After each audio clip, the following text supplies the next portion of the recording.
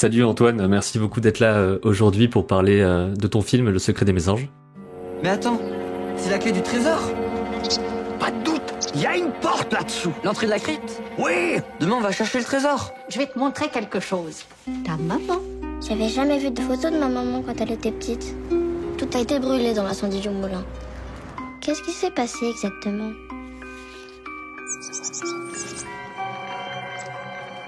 Lucie, les mésanges. Au suivre les mésanges!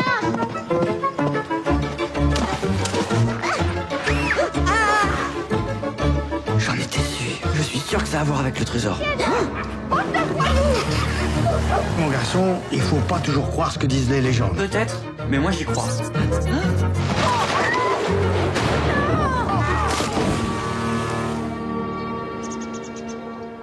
Merci, bonjour à toi, bonjour à tout le monde. Est-ce qu'on peut peut-être commencer par raconter un petit peu l'histoire du film, histoire qu'il y ait un petit peu de contexte pour le pitch? Ouais, Le secret des mésanges, c'est l'histoire d'une petite fille de 9 ans qui s'appelle Lucie, qui va rejoindre sa maman qui est archéologue et qui mène des fouilles en pleine campagne sur un chantier, sur un château médiéval du XIe siècle avec un collègue qui s'appelle Pierrot, qui lui-même possède un chien, voilà, qui s'appelle Mandrin. Donc ça c'est le côté adulte, j'ai envie de dire. Et les archéologues, en fait, le temps du chantier de fouilles, c'est un chantier qui a lieu l'été, et le temps de ce chantier, en fait, ils logent dans une ferme. Et donc Lucie habituellement va rejoindre sa mère sur des chantiers de fouilles. Et là, il se trouve que le hasard fait que ce chantier a lieu dans la région d'où est originaire la maman. Et Lucie sait qu'il y a un secret de famille qui se cache dans cette campagne. Et donc elle va profiter de son séjour pour accompagner, non pour interroger, j'ai envie de dire les gens du village, et puis aussi un peu le paysage en fait sur son histoire familiale. Donc elle va en parallèle des fouilles de sa mère, elle va effectuer des fouilles sur la petite histoire, sur l'histoire familiale, et à la recherche de ce secret qu'il va falloir, qu'elle va essayer de percer.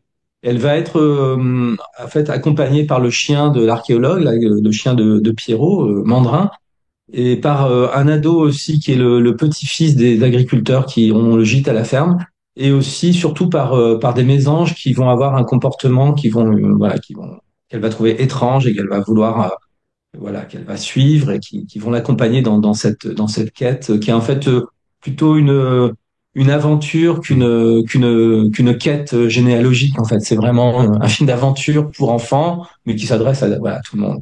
J'ai eu la chance de voir le film un peu avant qu'il sorte, du coup, qui m'a beaucoup plu.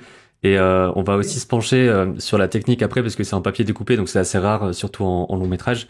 Mais d'abord, j'aimerais bien qu'on parle un peu de l'écriture, justement, parce que j'ai regardé la conférence à Nef Animation où tu parles pas mal de ça. Comment est-ce que tu construis en fait une histoire comme ça? Parce que c'est un truc qui m'intéresse aussi pour mes propres écrits, quoi. En fait, moi, je pars toujours un peu de thématiques qui m'intéressent, aussi dans l'idée de la transmission, en fait, dans l'idée de qu'est-ce que je pourrais transmettre aux enfants et aussi aux enseignants pour explorer des pistes, j'ai envie de dire éducatives. Ouais. Alors ça, c'est un peu ma curiosité pour la culture en général. Donc là, il se trouve que j'avais très envie de faire un film qui parle de la campagne, parce que c'est un environnement qui moi me parle beaucoup, parce que c'est un environnement où je vis. Là, je suis chez moi dans une ferme, et j'ai grandi dans une ferme toute mon enfance en fait. Enfin, pas dans une ferme, mais j'ai grandi dans un village, pardon, et tous mes amis étaient des enfants d'agriculteurs. Donc j'ai passé beaucoup de temps à jouer dans des fermes, et puis après y travailler aussi en étant jeune adulte. Donc ça, c'était une thématique qui m'intéressait, parce que je me suis rendu compte aussi, c'est des constats, hein, je me rends compte que il y a pas beaucoup d'histoires qui mettent en scène des personnages dans cet environnement-là, de moins en moins aujourd'hui. J'avais cette envie-là, j'avais aussi envie de parler de l'archéologie, de l'histoire, parce que c'est quelque chose qui me passionne, que j'ai envie aussi de partager avec le public. Ouais. En gros, souvent c'est des thématiques comme ça. Et après, j'essaie pour répondre à ta question, j'essaie d'aborder des sujets qui me sont personnels, qui me sont chers, qui résonnent aussi avec ma sensibilité, avec mon histoire. Mais je pars souvent comment ouais, de thématiques autour de la famille, des liens, de l'amitié, mais aussi de ce qu'on vit aussi au quotidien dans les familles, c'est-à-dire, bah, c'est pas forcément que des choses heureuses, hein, ça peut Mhm. être aussi la séparation, le deuil, la mort, enfin l'abandon, l'adoption, toutes des choses qui sont un peu plus délicates, j'ai envie de dire. Ça, c'est parce que je les ai vécues, hein, donc je pense avoir une certaine expérience par rapport à ça. Et puis c'est des choses que j'ai aussi pris le temps de penser, d'analyser, et puis de questionner, d'interroger mon histoire.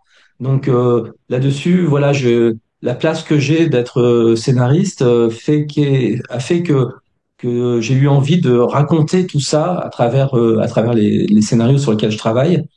Bon là, en l'occurrence, c'est un film personnel dont je suis le réalisateur, donc j'en parle encore plus que dans Ouais. les autres scénarios, j'ai envie de dire. Ça infuse tout le temps quoi qu'il arrive. C'est pour ça que c'est, enfin, d'essayer de prendre des choses personnelles, de les rendre plus universelles, on va dire, mais en mettant Oui, des c'est vraies ça. touches d'anecdotes, des choses comme ça, quoi. C'est ça qui est pas évident, je trouve, Oui, d'équilibrer, de pas parler que de soi, mais quand même d'en mettre pour que ce soit vrai, quoi. oui, c'est ça. Parce que en fait, moi, ce qui m'intéresse, c'est pas forcément de raconter mon histoire, en fait. Mais par contre, c'est de raconter, c'est de donner des clés, des outils Mm. pour être suffisamment armé pour se confronter à ces histoires-là et pouvoir les surmonter, en Oui. fait. C'est ce qui a été, ce que j'ai fait, en fait, hein. Et du coup, de cette expérience-là, moi, j'ai envie, à travers mes histoires, de donner voilà, des outils de réflexion, et puis permettre aux personnes, mais encore une fois, c'est pas que les enfants, hein, Mm. c'est à chacun de permettre à chacun d'interroger, de questionner cette histoire-là, et qu'est-ce qu'on en fait, et comment on se construit avec ça, et comment on avance, et donc c'est l'idée, c'est vraiment d'aller y chercher des réponses, et puis d'avancer dans nos histoires de vie, en fait, de chacun. C'est voilà. Donc je pars de mon histoire personnelle, Mm. mais j'essaye de la rendre universelle à travers avec des outils d'écriture, mais aussi à travers ce que je connais le mieux. Moi, c'est les contes traditionnels, c'est les fables, c'est notre rapport à la nature, notre rapport aux animaux, notre rapport aussi au collectif, le fait de vivre ensemble. La plupart des scénarios que j'ai faits, c'est vraiment, c'est principalement ça qui est mis en scène. C'est Ouais. vraiment le collectif et vivre ensemble et trouver cet équilibre et cette harmonie, en fait, dans le vivre ensemble. Alors, j'aborde des sujets qui sont vraiment pas faciles Oui. à chaque fois au départ, mais j'essaye, et là, je m'associe aussi avec Pierre-Luc Grangeon sur ce travail-là, c'est que, en fait, on essaye justement d'y mettre de la légèreté, un rythme qui soit vraiment particulier, une manière d'écrire des dialogues, une manière de mettre aussi de l'humour, et de rendre ça plus sensible, plus délicat, avec toujours un petit peu un fond d'aventure aussi. Ouais. Et durant Parce que, l'écriture, est-ce que le dessin arrive très tôt ou est-ce que t'écris d'abord et ensuite tu te mets seulement à faire du board ou du dessin? alors, en fait, quand j'écris, en général, enfin, souvent, je m'interdis même d'écrire avant d'avoir l'histoire. C'est Ok. un peu un truc particulier, mais c'est-à-dire, j'essaye de penser le plus possible, de Mm. penser à tout ça, à tout ce que je viens de dire. Et c'est seulement quand j'ai une trame, alors ça correspond pas à ce que va être le film, mais j'ai déjà une trame d'un début, d'un milieu, d'une fin, et je sais à peu près ce vers quoi je vais aller. Et c'est à partir de là que je commence à écrire. Mais Ouais. parallèlement, je fais des dessins. Mais alors c'est pas forcément, ça sera pas non plus les dessins du film. C'est des dessins qui me sont inspirés parce que ce à quoi je pense. Donc des fois ça peut être des dessins très réalistes, très pris comme ça sur le vif, ou à partir de photos, ou à partir de souvenirs, des dessins un peu imaginaires. Ouais. Mais à ce moment-là, quand je dessine, je suis pas dans la technique du film, ni dans le graphisme du film. C'est juste le plaisir de dessiner, puis de commencer à mettre des images sur des images que j'ai dans la tête et qui apparaissent en parallèle. Le C'est vraiment de travail l'écriture de graphique, c'est organique au début, quoi. C'est vraiment, on creuse, on cherche. Ouais. Ouais, et puis c'est presque un dessin, je dirais presque spontané, ce Mm. qui est plus chargé d'émotion que des dessins qui vont illustrer l'histoire.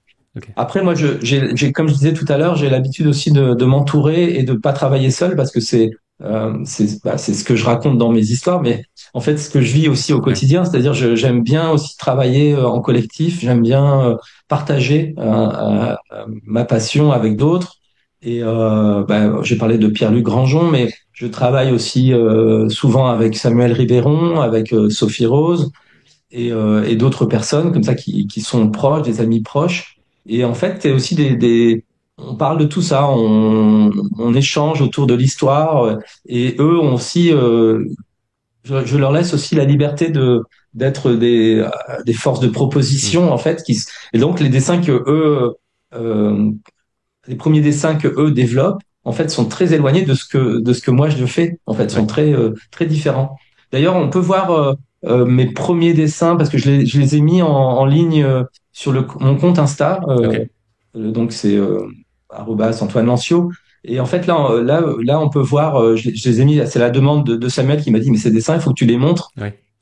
C'est très très loin du film en fait, mais c'est des petits dessins que je fais comme ça un peu. J'irais presque sur un coin de table, quoi. Alors certains, j'ai mis très très peu de temps, puis d'autres, j'y passe une journée ou deux, Mhm. quoi. Ça va dépendre. Mais c'est pour dire que, en fait, il y a vraiment un grand écart. Mais ce grand écart, moi, me gêne pas, parce que j'aime bien justement qu'on soit dans un recherche collectif autour d'une histoire. Et voilà, c'est un peu comme Mhm. ça que j'aime travailler. Et je trouve que c'est bien aussi d'expliquer que c'est pas aussi direct que ce qu'on peut penser, quoi. On sait pas, on Non. écrit, ensuite on dessine, ensuite on fabrique. Enfin, ça peut être un peu plus dans la pré-production, en tout cas dans la conception, au moment où il y a même pas encore de financement ou quoi que ce soit, de vraiment aller fouiller, etc., quoi. Je trouve que c'est bien de le dire, commencer déjà maintenant à faire des trucs, même avant de savoir si vous allez Oui. vraiment le faire, quoi. Ouais. Ouais, et moi j'ai toujours fonctionné comme ça, c'est-à-dire que en fait je suis par ailleurs technicien du cinéma d'animation parce que mon premier métier et que j'exerce de moins en moins, mais c'est animateur en fait, Mhm. hein. Donc parallèlement à mon travail d'animateur, de storyboarder aussi, en fait j'ai toujours développé des projets personnels qui étaient des courts-métrages au départ. Et en fait, j'ai toujours fait ça sans financement, Mhm. c'est-à-dire sur mon temps libre, sur mes week-ends, sur le soir. Et des fois seul et des fois avec d'autres, avec des amis. Et encore aujourd'hui, c'est-à-dire quand je suis sur un projet comme celui-ci, comme Le Secret des Mésanges, en fait, au départ, je travaille sans financement. C'est juste d'abord cette liberté d'écrire des histoires et cette liberté de dessiner Mhm. et d'avoir des envies. Et je prends le temps nécessaire. Et c'est seulement après ces envies, je les partage avec mes amis, hein, mon entourage. Mais c'est seulement quand on a vraiment, j'irais, une histoire qui tient la route, un graphisme qui est défini. Alors ça va encore évoluer, je le sais, et je le considère aussi. Je sais que ça va évoluer. Mais par contre, c'est seulement à partir de ce moment-là qu'on va commencer à proposer des projets à des producteurs Mhm. ou à des lecteurs pour le soumettre, pour avoir des retours. Mais pas avant. En fait, avant, ça Ouais. reste un espace de création, de liberté où on prend le temps parce que c'est pas un travail de commande. En fait, c'est un travail d'auteur et on répond pas à une demande particulière. Ça a été le cas donc pour les précédents films comme Neige, comme Vanille aussi avec Ouais. Guillaume Laurin ou avec Marjolaine Perretton là, sur la colline aux cailloux Mhm. ou avant les 4 saisons de Léon. Et en fait, c'est des films qui se sont faits au départ dans un temps qui était hors production, qui était un temps de création et d'envie. Et c'est ça aussi qui permet d'avoir justement des idées plus libres, quoi. On se dit pas comment est-ce qu'on va le faire et tout.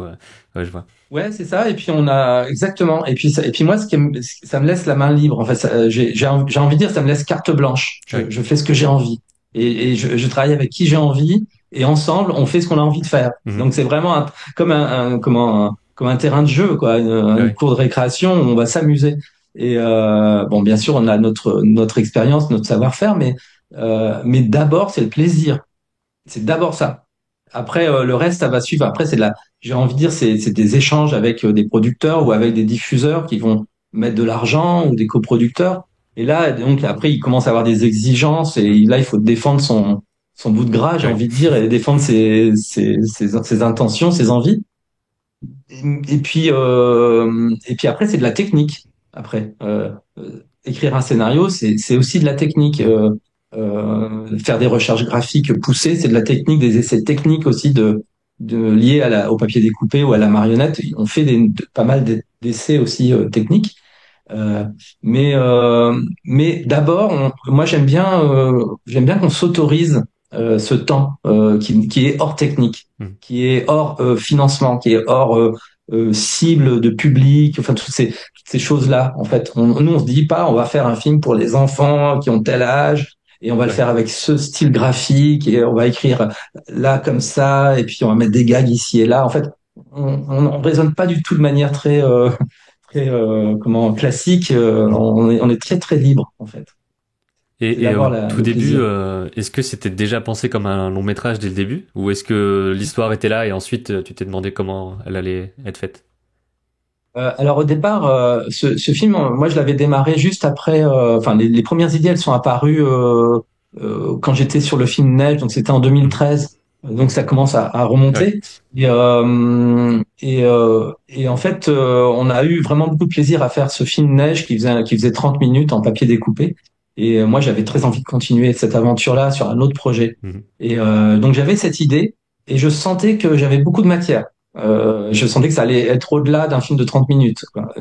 Mais j'avais pas du tout imaginé d'aller vers un long métrage. Et je pense que quelque part, ça me faisait peur, en Ouais. fait, d'imaginer inconsciemment, j'avais peur d'imaginer que qu'on puisse faire un long métrage entièrement avec une technique comme celle-là. Donc je m'étais dit, bon, on a fait 30 minutes, on va essayer de faire le double, on va faire un 52 minutes, Mhm. enfin un format plus télé avec des financements qu'on pourrait aller chercher auprès des chaînes de télé. Et donc c'est comme ça que je l'ai présenté dans un premier temps à Folle Image, Mhm. j'irais en quelque sorte comme un téléfilm animé, quoi. Et en fait, il se trouve que bah voilà, à Folle Image, ils ont été séduits par l'histoire, par l'équipe aussi, hein. On était vraiment une équipe solide et avec qui eux, ils avaient envie de travailler, continuer à travailler. C'est à Folle Image qui m'ont dit, mais en fait, il faudrait que tu fasses un long métrage avec ça, Mhm. et ça sera sans doute plus facile pour nous de le financer. Ah d'accord, Euh, ouais. et ce qui s'avère par la suite, ça a été effectivement le cas. Ok. C'est-à-dire, en fait, je pense que ça a été pas facile à financer, un long métrage en papier découpé, Ouais. mais ça aurait été impossible à financer si ça avait été un 52 minutes. Je pense qu'on n'aurait pas pu le faire parce que c'était un projet trop singulier, Mhm. trop marginal par rapport à ce qui se faisait. Comme je le disais, une histoire qui se passe à la campagne, en papier découpé et une œuvre originale, qui soit pas une adaptation d'un bouquin qui ait fait Ouais. ses preuves en édition, en librairie. Donc en fait, il y a on était dans un cas de figure qui était trop singulier, trop. Et il y a même un moment où j'ai douté. Il y a eu un petit moment où j'ai même moi-même douté. Je me suis dit mais non, mais c'est un peu un délire que je me suis fait de proposer un projet comme ça. Ouais. Et, Parce et qu'en donc papier découpé, c'était en papier découpé, ça demande tellement, enfin, c'est, ouais. pour moi, c'est les techniques qui m'impressionnent le plus, on va dire, parce que c'est la stop motion, le papier découpé, parce que c'est des choses où tu prends l'image et après, bon, t'as de la marge derrière pour du compositing et tout ça, mais il y a un peu un côté, c'est tourné tel quel, quoi. Et pour moi, c'est toujours le plus impressionnant en animation. Et donc là, niveau préparation, je sais qu'il y a eu un teaser qui a été fait, et c'est là, j'imagine que tout a été défriché un peu sur la technique, même si ça a évolué après. Mais il y a plein de questions qui ont eu des réponses, j'imagine, à ce moment-là. Ouais.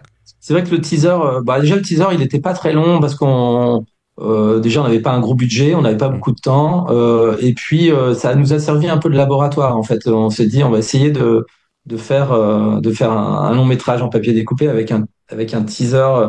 Donc le teaser, même graphiquement, il est très loin de ce qu'est le film. Mais ça, oui, on s'est confronté à beaucoup de problématiques et on a rectifié le tir. Après ce teaser. On n'a pas eu on n'a pas eu ce teaser n'a pas eu un effet de séduction. Ça n'a pas été, on Ouais. n'a pas eu un coup de voilà. Il y a pas eu énormément de gens qui sont venus en coproduction à ce moment-là grâce au teaser. En fait, je pense que ça a pris du temps en fait que d'avoir des aides.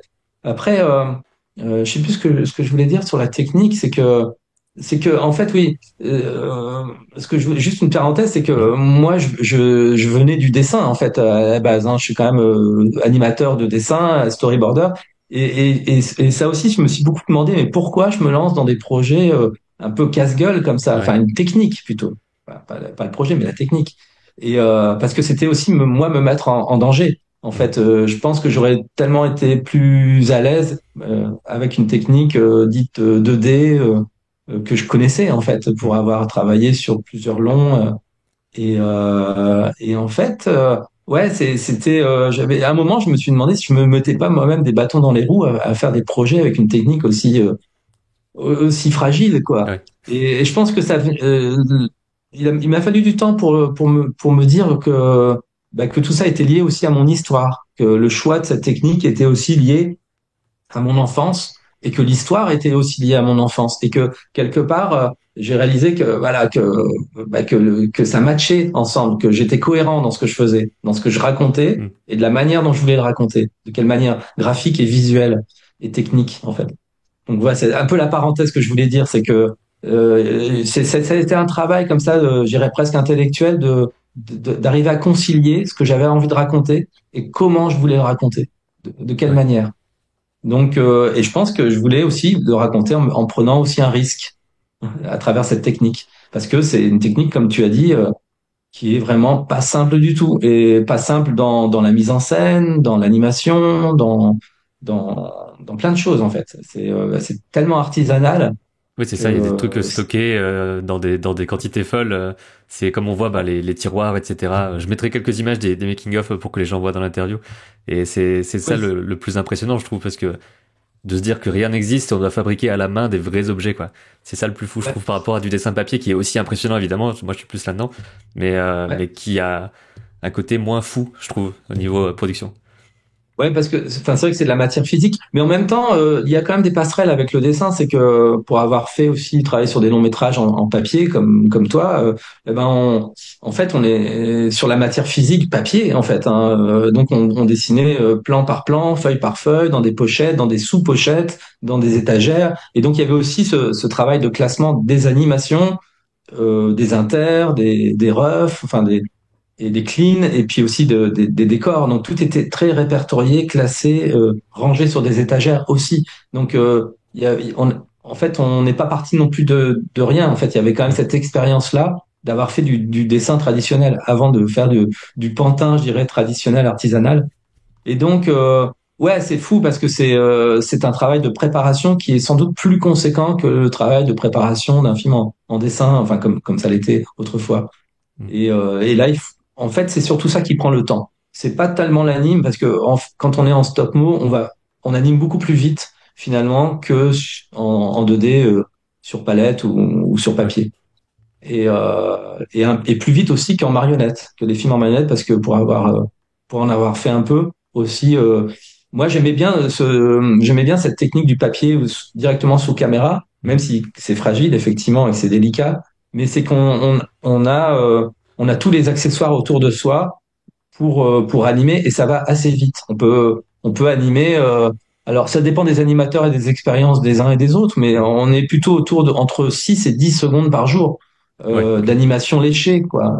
Et en dessin, on peut pas avoir des tels résultats aussi. Et en plus de ça, c'est qu'en fait, on a un résultat immédiat. C'est-à-dire que quand on a fini d'animer notre plan, et ben, ce qu'on voit, c'est exactement ce que va voir le spectateur. Il y a pas toutes ces étapes d'intervalle, de mise Mhm. au propre. Alors bien sûr, il y a un petit travail de recompositing derrière pour nettoyer les images, parfois pour les Pour tout ce qui recomposer, est pour mais la pluie, etc. mais Parce qu'il y a aussi pas mal d'éléments comme ça dans le film.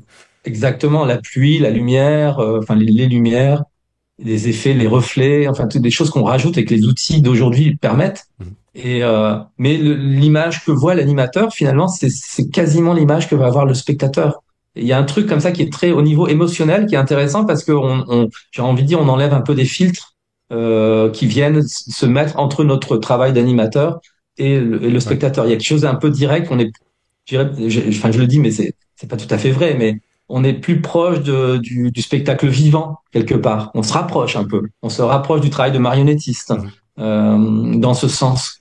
Et ça, ça m'intéressait beaucoup. Enfin, ça m'a toujours intéressé d'être dans l'émotion, plus que dans l'image travaillée ou retravaillée, retravaillée, retravaillée. C'est vrai que j'ai toujours une frustration quand j'étais moi-même animateur ou même intervalliste. Hein. Mhm. C'était le temps que ça prenait et surtout le temps que ça prenait pour moi pour voir le résultat final, Ouais. en fait. Entre le moment où on anime un plan et le moment où on est face à un écran de cinéma et qu'on regarde les rushs, ben, il se passe plusieurs mois, quoi.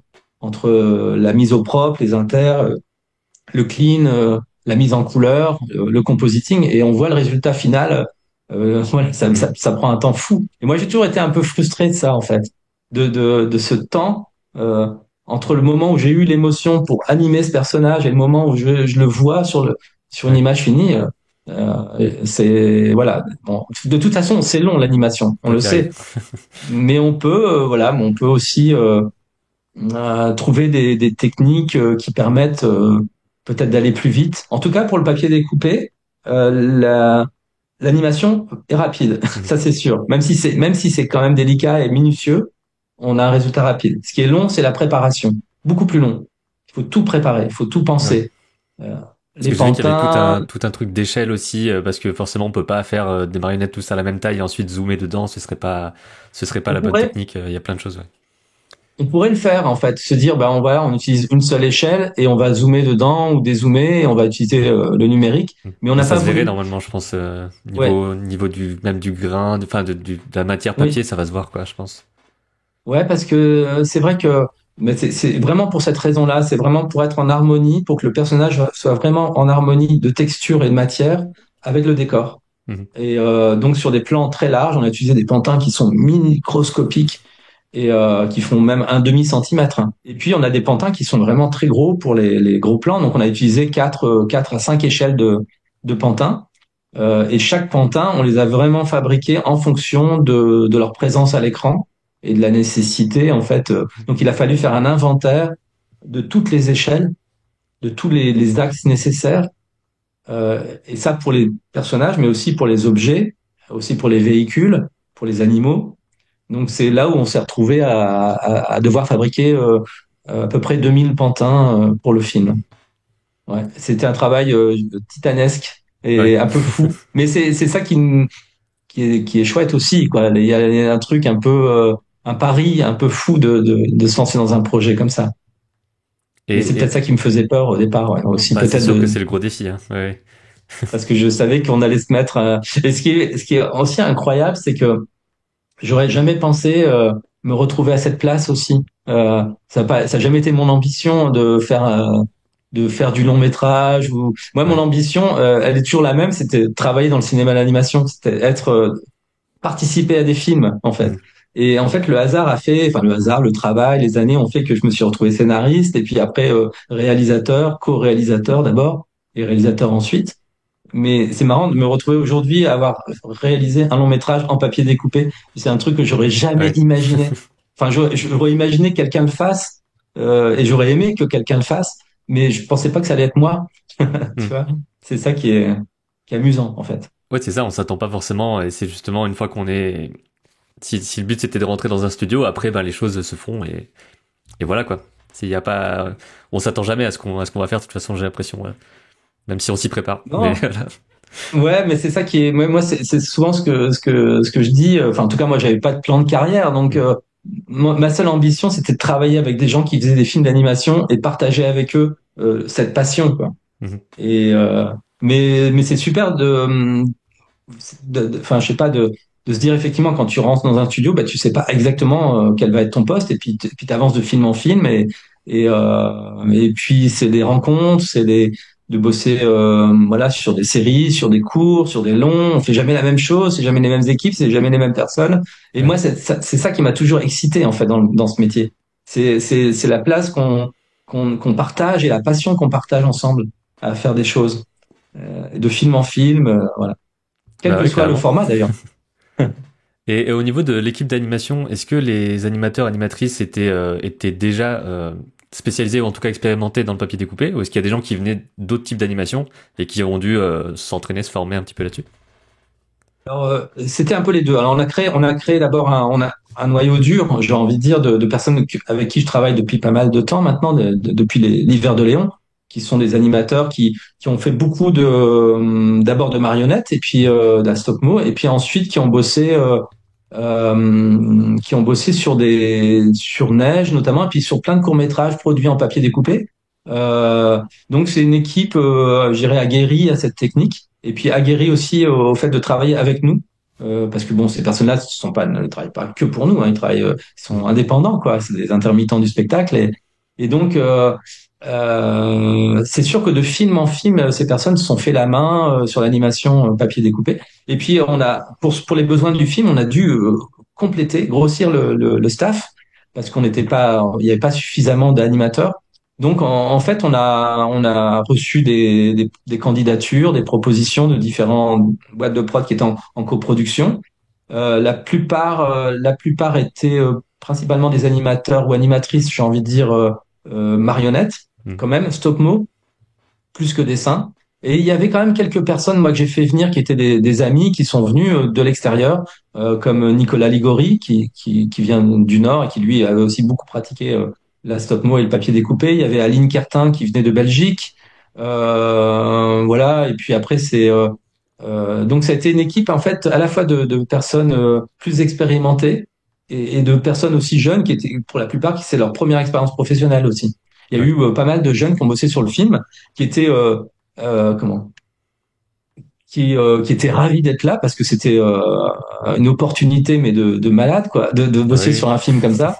Je sais même pas quand est-ce que c'est la dernière fois qu'il y a eu un long métrage en papier découpé en France. Les courts métrages, il y en a pas mal, mais les longs métrages. Oui, les courts métrages, il y en a eu. Et puis de bosser sur un long en étant jeune, c'est des choses qui arrivent assez rarement, en fait, parce que souvent dans les studios, on leur demande de faire leurs preuves et là, en fait, moi, j'avais envie de prendre aussi c'est pas le risque, parce que j'ai pas pris de risque. En fait, j'ai regardé ce que ces personnes faisaient et j'avais envie de faire confiance. Comme moi, on m'a fait confiance quand j'étais jeune. Tu vois, quand j'arrivais dans un studio, j'ai réussi à faire des jobs hyper variés, hyper intéressants, parce qu'il y a des gens qui ont cru en moi, en fait. Et moi j'avais envie aussi de rendre l'appareil, c'est-à-dire de dire, ben voilà, t'es diplômé là depuis 1 an, mais moi j'aime bien ce que tu fais, et puis je te fais confiance, vas-y, fais-toi plaisir et fais-moi plaisir, voilà, c'était un peu le truc le plus important que je leur demandais, c'était ça. C'était pas d'être dans la performance d'animation, mais c'était vraiment dans l'émotion et de sentir que ces personnes-là allaient s'amuser et aller donner le meilleur d'eux-mêmes. Enfin voilà, moi je pense que un travail d'animation, c'est vraiment ça, c'est vraiment une équipe qui donne chacun une énergie et un optimisme et une positivité dans tout ce qu'on fait, quoi. Ouais. Du coup, il y avait une très très bonne ambiance sur le tournage.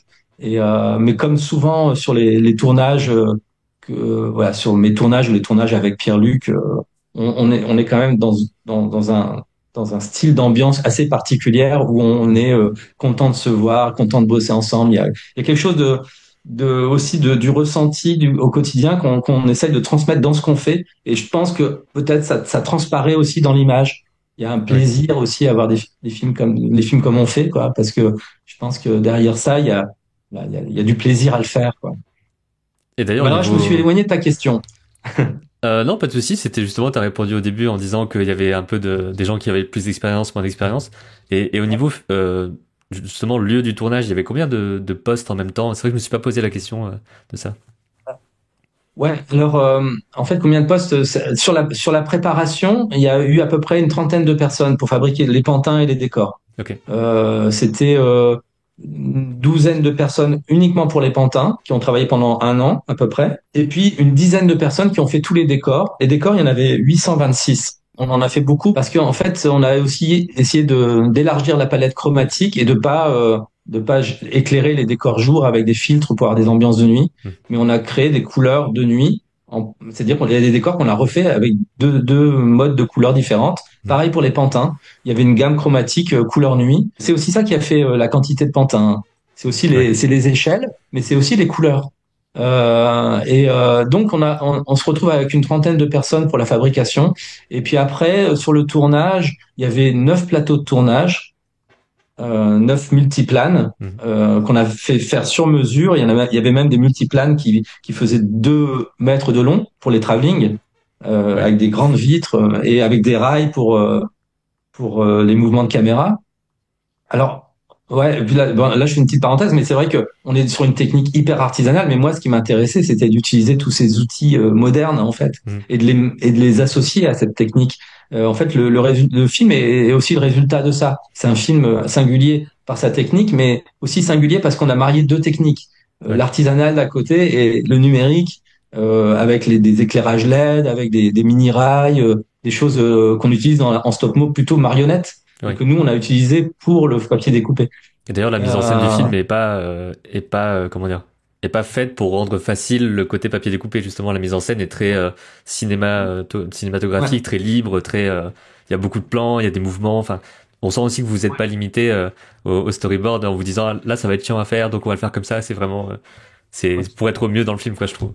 Ouais, on a fait d'abord un film.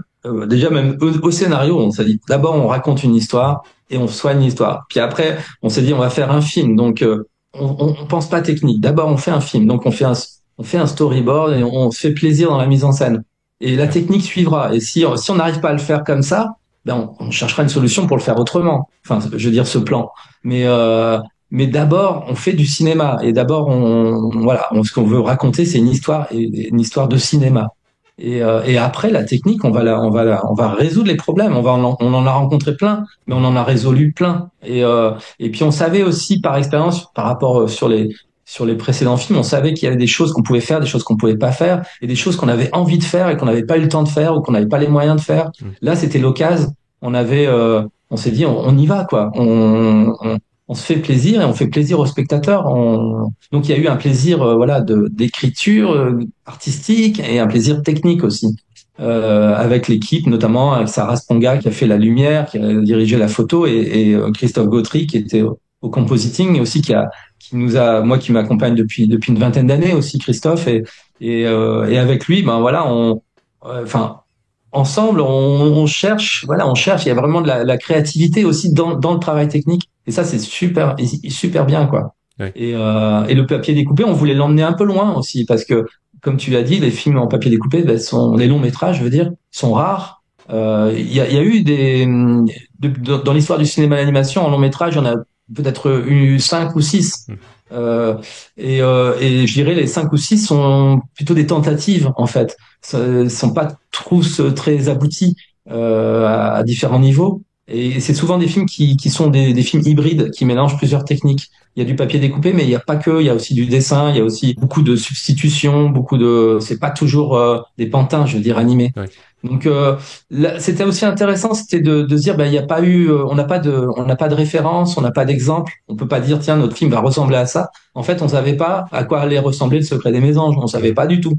Et puis, on savait pas non plus comment émotionnellement le film allait nous toucher et allait toucher le public. On savait pas non plus si ça allait matcher, en fait, ce Ouais. mélange entre cette grande histoire, enfin, cette histoire travaillée. Je sais pas si c'est une grande histoire, mais le public le dira. Mais en tout cas, cette histoire travaillée et cette technique artisanale, et comment tout ça allait matcher ensemble, et est-ce que ça allait faire quelque chose de...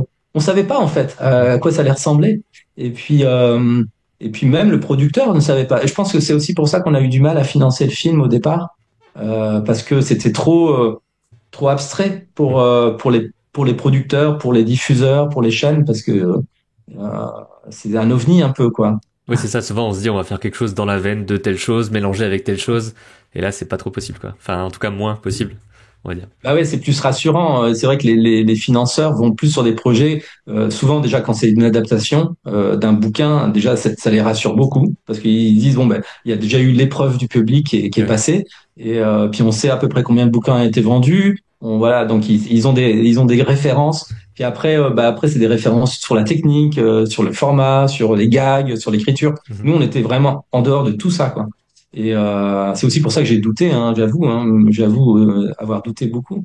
Mais en même temps, il y avait une envie collective de le faire. C'est vraiment, et c'était à tous les niveaux, c'est-à-dire au niveau artistique, au niveau technique et au niveau de la production de Folle Image. Parce que Folle Image n'a jamais lâché le coup en disant maintenant. Et eux, ils ont toujours été là avec beaucoup d'enthousiasme et beaucoup de confiance, en nous disant, ben, on est en train de faire quelque chose d'hors norme, mais on le fait, quoi. Faisons-le Ouais. parce qu'on a envie de le voir, ce film. Et ça, c'était chouette aussi moi, je me suis senti quand même vachement porté par toute cette énergie positive autour de ce projet. Et, euh, et voilà. Et Donc, il y a un truc que je me demande aussi, ouais. parce qu'on parlait d'animation avant, mais comment ça se passe de superviser, de corriger des animations, de donner des directives sur ce genre de technique? Parce que là, moi, je suis plus en numérique 2D, donc Ouais. et encore, je travaille souvent tout seul, donc j'ai pas trop le côté devoir superviser des choses. Mais comment tu fais en fait quand t'as un plan et que tu dis là, il faudrait changer ça? Mhm. Est-ce que t'as une marge? Enfin, comment ça marche quoi? C'est vachement plus difficile avec la Ouais. stop mo, hein. En fait, il faut être très très clair déjà sur l'intention au départ de ce qu'on veut ou de ce qu'on veut pas quand on donne une directive à l'animateur. Mais ça, c'est comme dans toutes les techniques.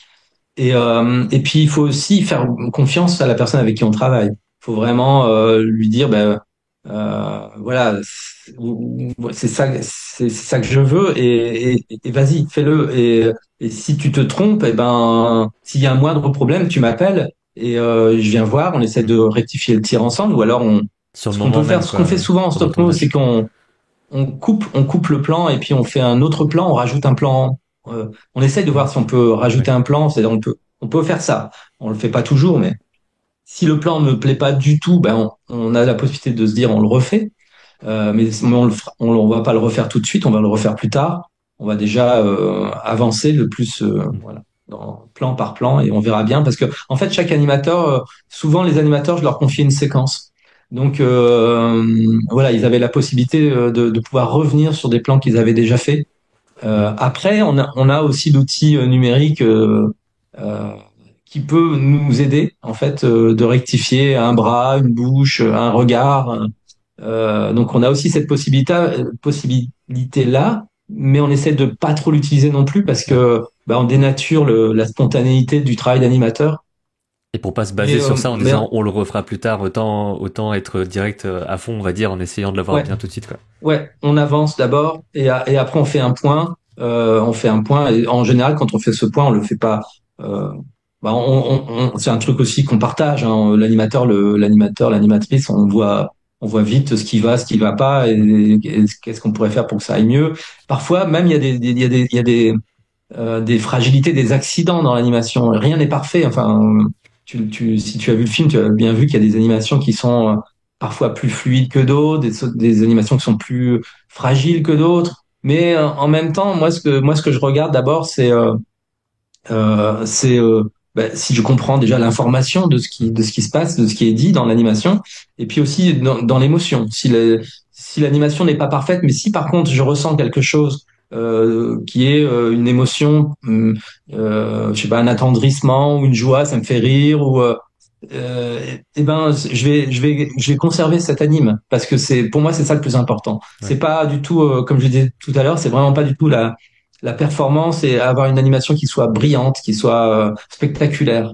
Je m'intéresse pas trop à faire ça. Ou c'est pas du tout ce que je cherche dans ce travail avec des animateurs ou des animatrices.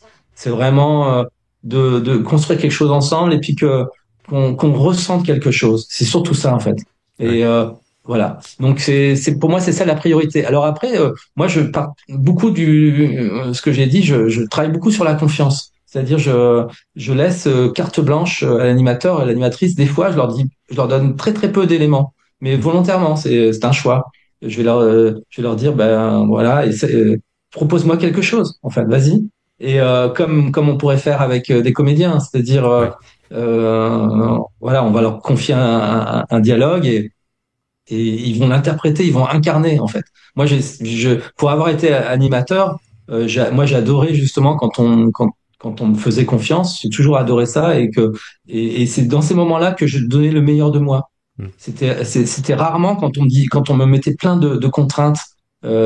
De Ouais. me dire ben le personnage il va de là à là et puis là il tourne les têtes et puis ici il faut qu'il fasse un pas et là un demi pas et puis il se tourne comme ci et puis et voilà et des fois avec ce trop plein de contraintes en fait je me sentais corseté en fait dans ma créativité dans ce que moi je pouvais proposer en Ouais, t'as fait l'impression de parce devoir que juste appliquer, quoi. Étape 1, étape 2, et voilà. Ouais. ouais il y a pas d'échappatoire, t'es dans un espèce de couloir et tu vas du point A au point B et voilà et ça, moi, j'en ai souffert de ça, en fait. Ça m'est arrivé de le faire et j'en souffrais parce que c'était pas ce métier-là que j'avais envie de faire. En fait, moi, le métier, c'est que j'avais vraiment envie d'incarner un personnage et de donner de moi, en fait. Le travail d'animateur, c'est d'un côté l'histoire, de l'autre côté la voix, de l'autre côté le graphisme. Et nous, on est à la synthèse de ça. Euh, et, euh, et en fait, on a cette synthèse et en même temps, on est nous des êtres humains avec notre histoire, notre manière de dessiner, notre manière de percevoir le mouvement, le rythme. Et du coup, moi, je fonctionne comme ça. Je me dis, ben, en fait, on est tous des êtres humains et on a chacun notre histoire et on a chacun notre manière de raconter. Moi, ce que j'ai raconté, je l'ai raconté dans le scénario. Mais toi, l'animateur, l'animatrice, raconte-moi quelque chose, quoi. Voilà, c'est comme ça que je travaille en fait souvent. J'ai envie, voilà, fais-moi plaisir, fais-toi plaisir, amuse-toi. Et je suis sûr que le résultat sera vraiment à la hauteur de voilà de ce que j'attends. Et puis je pense que c'est aussi quelque chose encore une fois, quand il y a un autre élément, je peux pas parler, c'est le spectateur. C'est-à-dire, il faut ce travail se fait. Pour moi, il se finit avec le spectateur. On n'est pas juste dans notre bulle à se faire plaisir entre nous. Et puis après, on donne ça au spectateur. Voilà, Ouais. c'est pas du tout que ça. En fait, le spectateur, il a aussi une part du boulot aussi à faire. Donc il faut pas tout mâcher le travail avant Ouais. pour lui. Et c'est pour ça que de toi le côté les images pour moi, les animations et les films qui sont pour moi démonstratifs, ça m'intéresse pas en fait, pas vraiment. Parce que j'ai l'impression que la réa, l'équipe se sont fait plaisir, mais nous spectateurs, on est un peu voilà, c'est quoi notre boulot quoi. C'est juste on reçoit ça et voilà, c'est un peu. Tu veux dire, Mais moi je qu'il y pense a pas qu'il de faut. marge à l'interprétation, il y a pas de choses à Ouais. combler, quoi. Tout est là. C'est peut-être ça que tu veux Ouais, dire. il faut, c'est ça, exactement. Je pense qu'il faut en laisser aussi, il faut laisser une part du travail au spectateur. C'est un travail qu'on fait ensemble. Regarder un film, on le fait ensemble. Pour moi, le film, il est fini quand il est dans la salle, pas sur une table de montage, quoi. Ouais. C'est vraiment cet échange entre le public et l'histoire, le public et le graphisme, et tout ça, c'est un travail d'équilibre qui se fait à l'écriture, qui se fait dans le graphisme, qui se fait dans l'animation aussi. C'est, il faut que ça reste humain, en fait. Il faut que ça reste fragile. Enfin, moi, c'est ma manière de travailler. Hein. C'est pas comment. Je dis pas que c'est comme ça qu'il faut faire. Moi, Ouais, c'est ouais, pas comme de ça que souci. je fais. C'est comme ça que je fais. C'est comme ça que je fonctionne. Et après, je suis aussi. Je dis ça, mais à côté de ça, je suis aussi bon spectateur. J'aime la 2D, j'aime la marionnette, voilà, j'aime le spectacle aussi. Mais bon, moi, voilà, j'essaie de travailler comme je suis, en fait. Moi, je suis comme ça. Ouais. Et donc, je fais des films comme ça, avec cette sensibilité-là. Et au niveau des retours justement des spectateurs qui ont vu le film, ça s'est passé comment? Parce qu'il a déjà été montré à différents endroits. Il sort le 22 octobre là en France. Mais quels sont les retours un peu? Est-ce que tu as eu des choses par rapport à ça? Ouais, bah, les retours sont plutôt positifs, sont très positifs. En tout cas, dans la salle, ça réagit beaucoup. Il y a beaucoup de gens qui me remercient.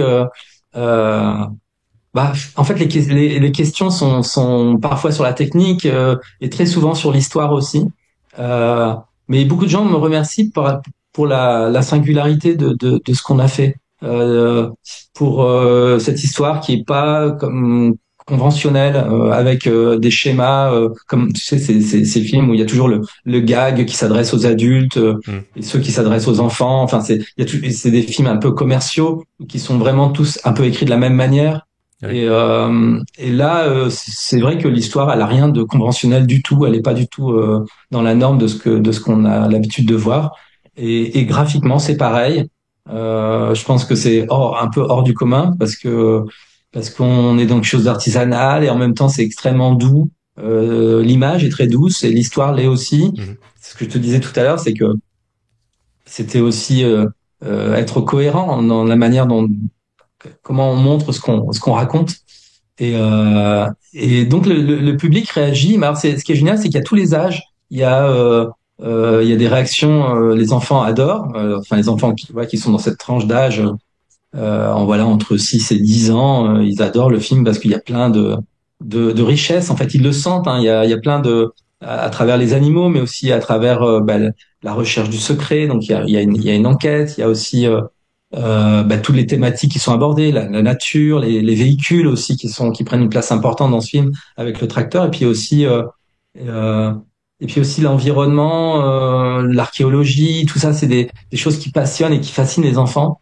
Voilà, toutes les questions de famille, les enfants me questionnent beaucoup aussi sur les liens entre les personnages, ça les renvoie, ça interroge beaucoup leur propre histoire et leur Ouais. propre lien à leurs parents, leurs grands-parents, leurs ancêtres.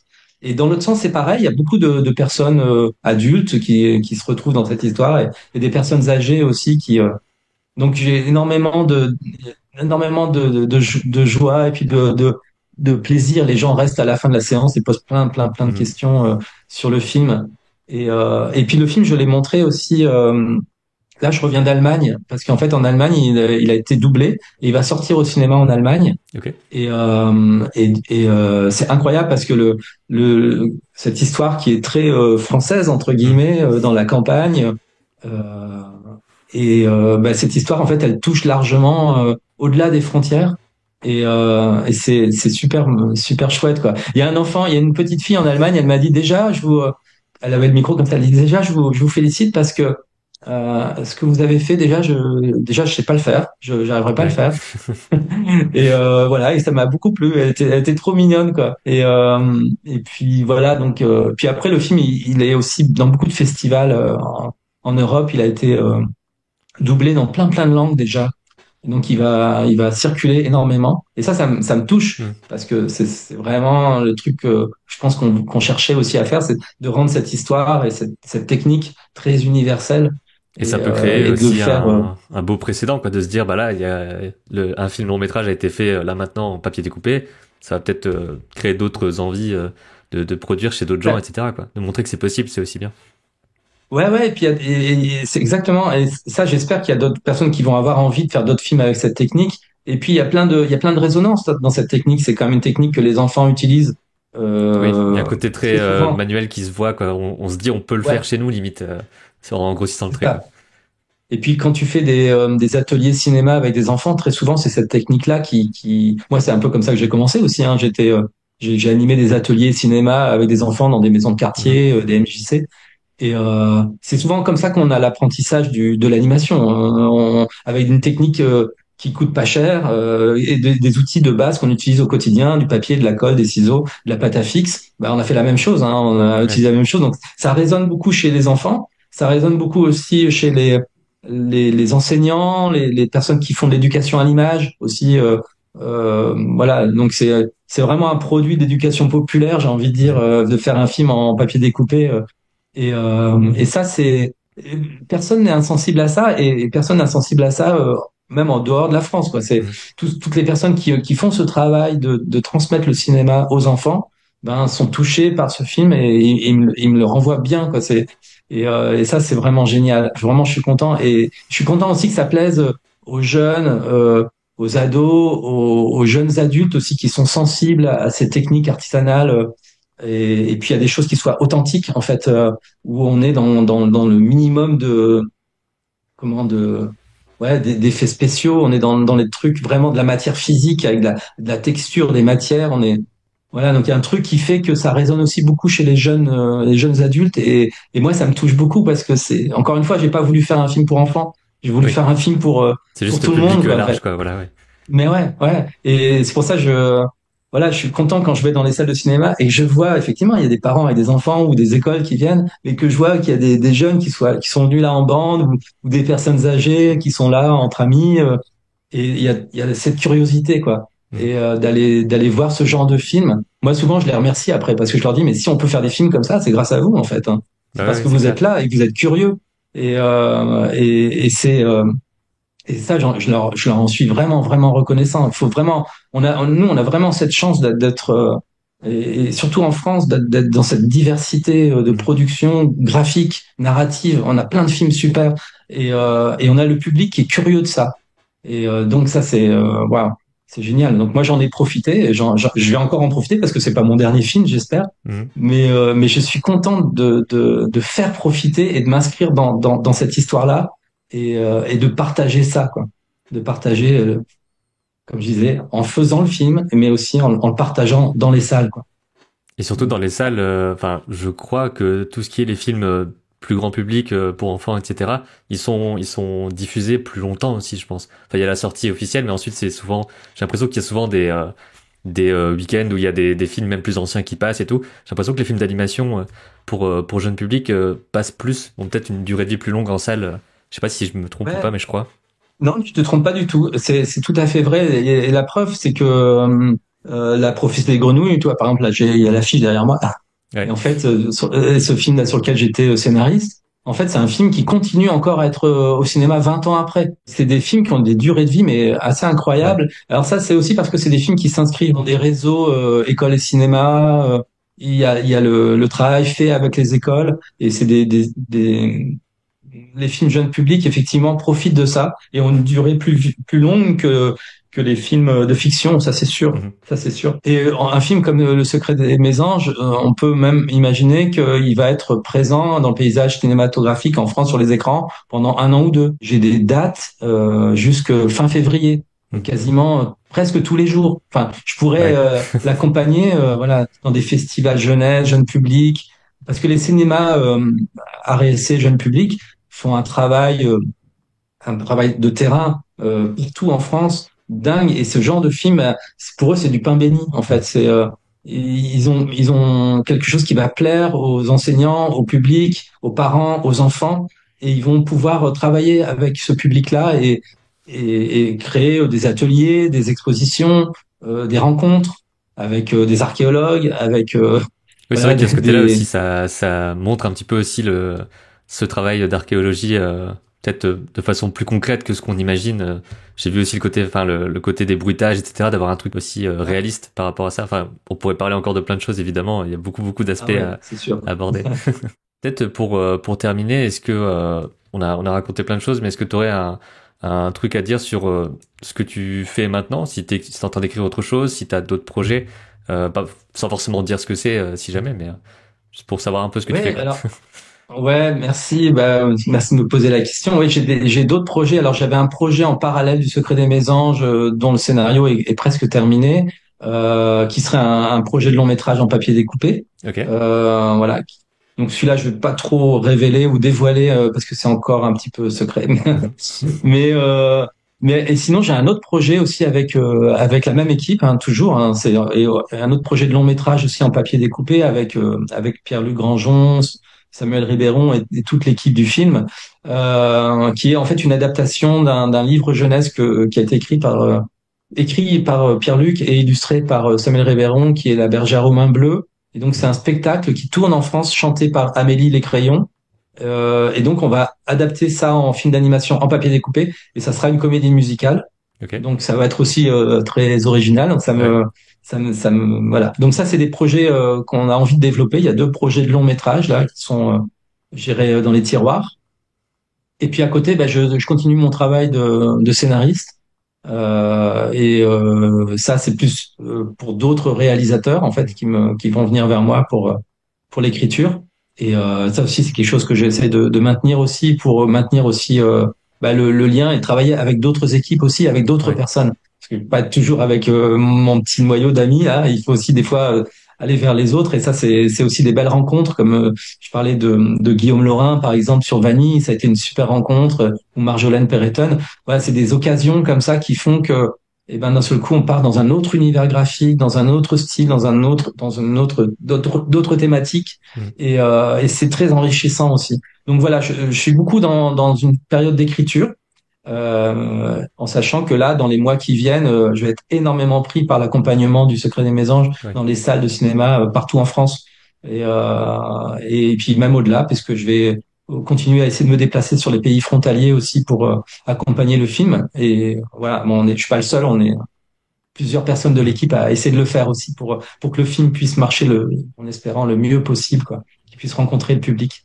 Ouais. Donc voilà, c'est un peu tout ça. Et puis à côté de ça, bah, je suis aussi musicien, donc je fais de la musique, beaucoup de musique. Ok. Trop bien. Donc c'est aussi une activité que j'ai toujours pratiquée en parallèle de mon travail de dessinateur ou de scénariste ou de réalisateur. Donc ça aussi, j'essaie d'y consacrer un peu de temps aussi.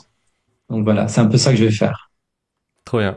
Et puis le film sort normalement le jour où la vidéo sort, le film vient de sortir, donc on invite tout le monde bien sûr à aller le voir, à en parler autour de soi et tout.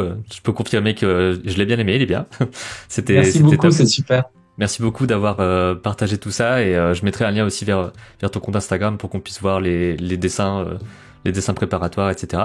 Et puis au plaisir de se recroiser ou de rediscuter un jour, quoi. Le plaisir est pour moi. Merci d'avoir pris le temps de me poser toutes ces super questions. Et puis moi j'étais content de ce moment et voilà, j'espère que ça donnera vraiment envie d'aller voir le film à plein de monde et voilà, en tout cas moi j'ai un vrai plaisir à le transmettre et à le partager avec vous. Donc merci à toi.